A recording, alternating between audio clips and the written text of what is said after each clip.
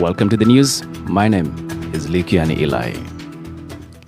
Nyeri Governor Mutahi Kahiga has resigned as Council of Governor Vice Chair following controversial remarks. In a statement on Wednesday, Kahiga said his comments captured in a viral vernacular video were misunderstood and taken out of context.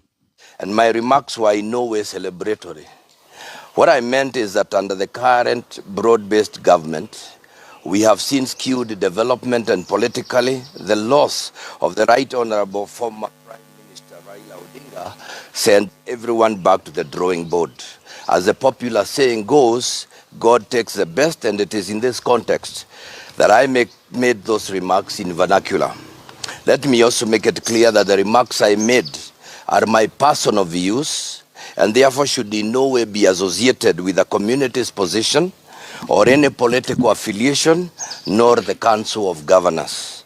Finally, in noting the huge public interest that this issue has generated, I am taking responsibility of the real and perceived meaning of my remarks, and as a result, therefore, I have decided that with immediate effect, I am going to step down as the Vice Chair of the Council of Governors. And as I do that, I also pray that the soul of the Right Honorable Prime Minister Raila Odinga continue resting in eternal peace. God bless Kenya. You're listening Thank you to very KOT much. FM. Let the music play.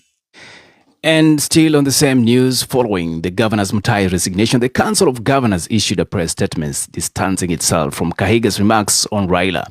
The Council of Governors noted that the remarks were personal and did not reflect the views of the council or its members. It highlighted Raila's contributions as an architect of devolution, a family man, a statesman, while emphasizing the need for respect during the period of national mourning. Meanwhile, the government has dismissed Governor Mutahi's Kahiga's claims of skewed development under President William Ruto, calling them false and divisive.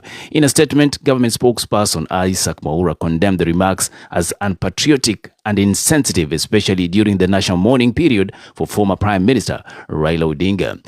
Elsewhere, the united opposition has disowned Governor Mutahi's Kahiga's remarks on the death of former Premier Raila Odinga, terming them hate speech under Article 33 of the Constitution. Spokesperson Mokiza Kitui clarified that Kahiga is not part of the coalition and urged the public to treat his comments as personal opinions. And now on matters justice. Very interesting development as the High Court in Nairobi has temporarily suspended the enforcement of key provisions in the newly enacted Computer Misuse and Cybercrimes Amendment Act 2025. Beg your pardon.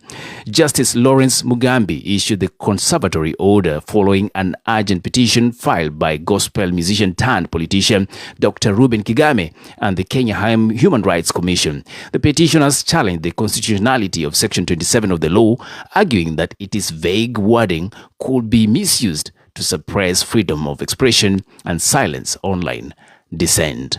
The suspended clauses expanded the definition of cyber harassment to include online content deemed detrimental, indecent, or grossly offensive, empowering courts to issue restraining orders and compel service providers to reveal subscriber information, which many term it a joke.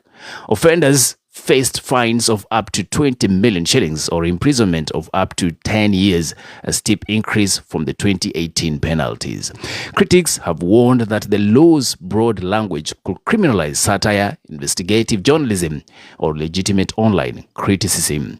In his ruling, Justice Mugambi ordered that the enforcement of Section 27(1)(b), C, and 2 be halted pending full determination of the case.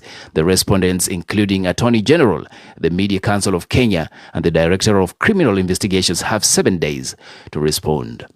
The case marks the first major legal challenge to the amendment, which is the Cybercrime Act, which has drawn strong opposition over fears it could erode digital freedoms and press liberty in Kenya. And now we want to look at more news that is coming on matters justice. The Commission of Administrative Justice, also known as Office of the Ombudsman, has suspended its Chief Executive Officer, Mercy Wambua, over allegations of gross misconduct and incompetence. In a memo dated October 15, 2025, and signed by Commission Chairperson Charles Dualo. The decision was made during Commission's 73rd meeting. The suspension, which takes effect immediately, will last 14 days to allow investigations. During this period, the Director of Corporate Service will serve as Acting Commission Secretary and staff directed to give full support. Wambua, who has led the Commission since March 2022, previously served as CEO of the Law Society of Kenya. The Commission has not revealed details of the allegations but says the inquiry will determine whether she faces disciplinary action or reinstatement. And elsewhere, Police Constable Clinzy Masinde Baraza, accused of murdering a mask hawker during protests in Nairobi on June 17th, has applied for the bail, citing the hardship his detention has caused his family. Through his lawyer, he said that he's the sole provider for his wife, 2 children, and sick mother, and has argued that he is not a flight risk. However, the Independent Policing Oversight Authority opposed the request, warning his release could interfere with investigations. The court will rule on the matter on the 4th of November this year. And now on the international scene, as we look at the developments in Madagascar, quite interesting. But first, let's take a quick break. You're listening to KOT FM. Let the music play. Welcome to NK Home Care Services, where quality healthcare meets the comfort of your home. We offer professional nursing care, caregiver support, mental and neonatal services, physiotherapy, post-surgery care, palliative care, and ambulance services, all tailored to your needs. Our mission is to empower you or your loved ones to live with dignity and independence. With compassion, respect, and professionalism, we're here to support your journey to a better health. Visit us today at 54 Real Estate off Mombasa Road or call us on 0768 400 800 or find us online at www.fifthgenerationaloutsourcing.com. NK Home Care Services, caring for you wherever you are. You're listening to KOT FM. Let the music play.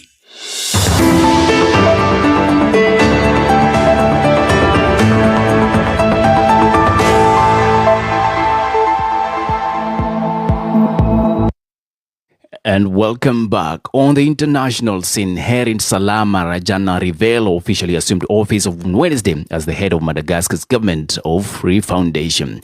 The handover ceremony from his predecessor, General Fulgence Rufin Zavisambo, the last prime minister appointed by former President Andrei Rajoelina earlier this month amid Gen Z protests, took place at the State Palace in Mahazarivo.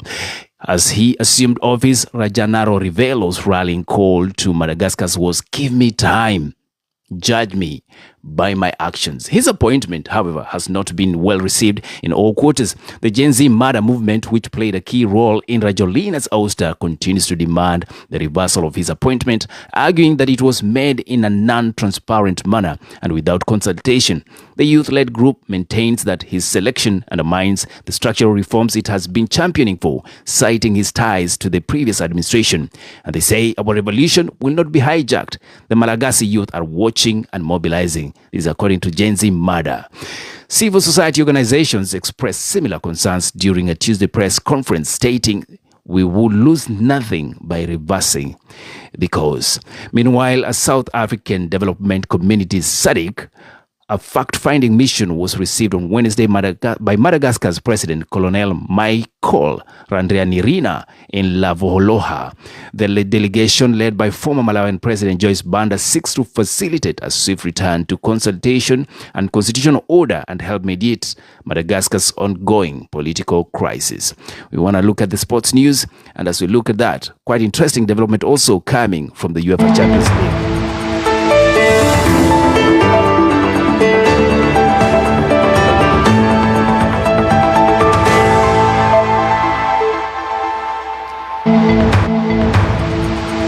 In last night's Champions League action, PSG ran riot with 7-2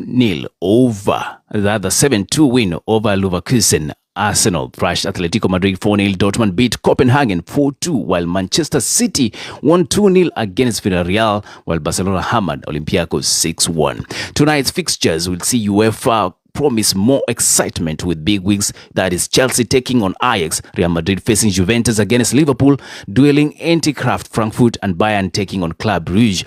This marks the end of our news beat tonight. For latest news and best entertainment, be sure to stream us live at www.kotfm.co.ke. That was the news. My name is Likiani Eli, 9 minutes after 9 p.m. Kenyan time.